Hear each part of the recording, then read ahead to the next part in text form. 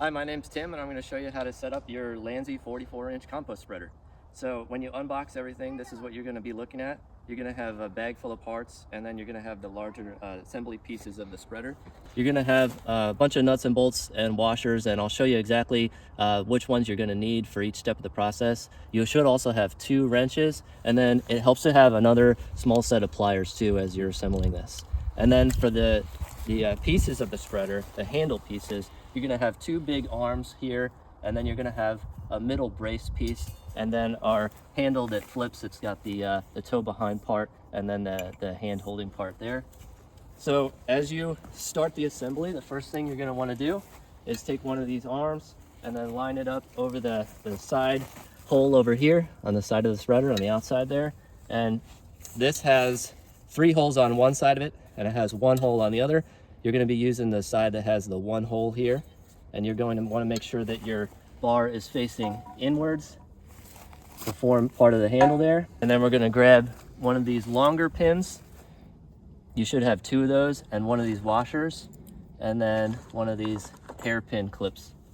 So when you get this lined up, washer goes on first, and then line up the holes. Take your hairpin, push the straight side of the hairpin through. I have to push it that far in. If you want, you can push it all the way in. It doesn't really matter.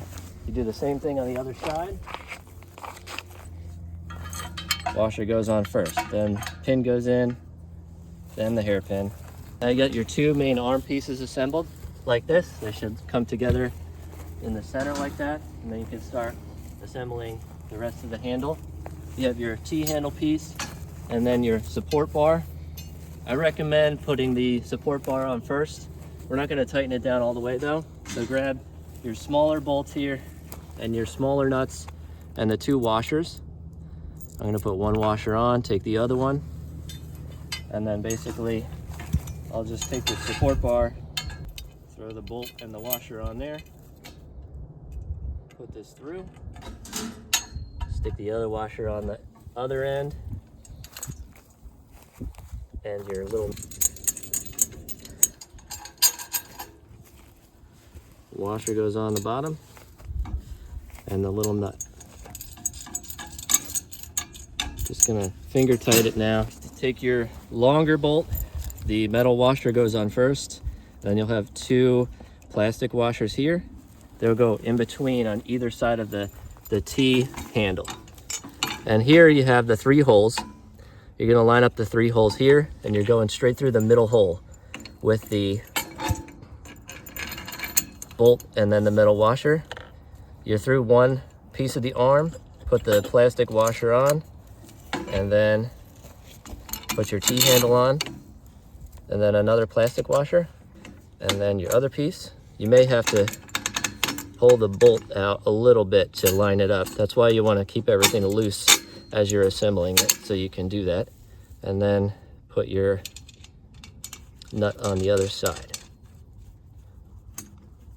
Now you're set up where the handle can swivel, so you can have this either in the toe behind mode, or you can have this in push or pull setup. So I'm going to tighten up all these bolts now. Pliers on the bottom to hold the, doesn't have to be crazy tight, just firmly tightened.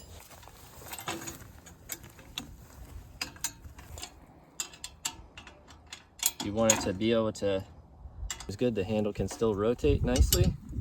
The configuration you want this to be in. Take your larger pins here and stick them through here just to lock it in place. And then it has a little clip piece that holds it in. Same thing for this hole. You do the same thing there. And then lock it in place. It's just another small bolt and another pin. That's just for the toe behind part. Let's attach that there to your hip. Now you have it set up, handle fully assembled. I can just take these pins out and rotate it anytime I want if I want to tow it instead of pushing it.